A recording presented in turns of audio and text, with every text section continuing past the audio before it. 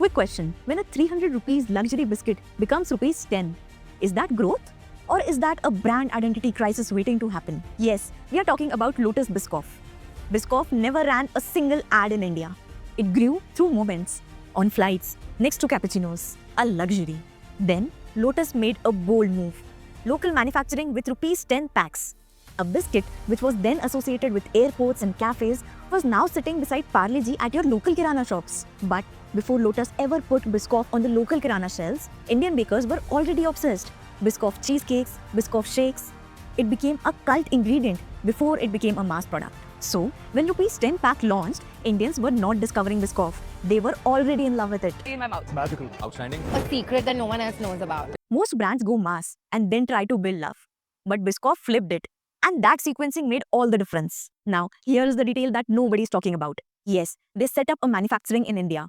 But the caramelized spice mix, the exact flavor that you fell in love with, is still imported from Belgium. The factory is in India, but the soul stays in Belgium. Decentralize the manufacturing, but centralize the formula. This is the exact strategy that the McDonald's is using for its sauces and KFC is using for the seasoning. Their formula is the moat. And then came a twist. Recently, Gaurav Taneja, Flying Beast, uploaded a video claiming that the creators are allegedly approached to run a negative paid PR against Biscoff.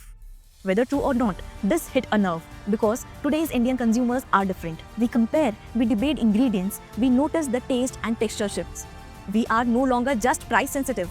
Indian consumers are now trust sensitive. India has seen premium brands go mass before.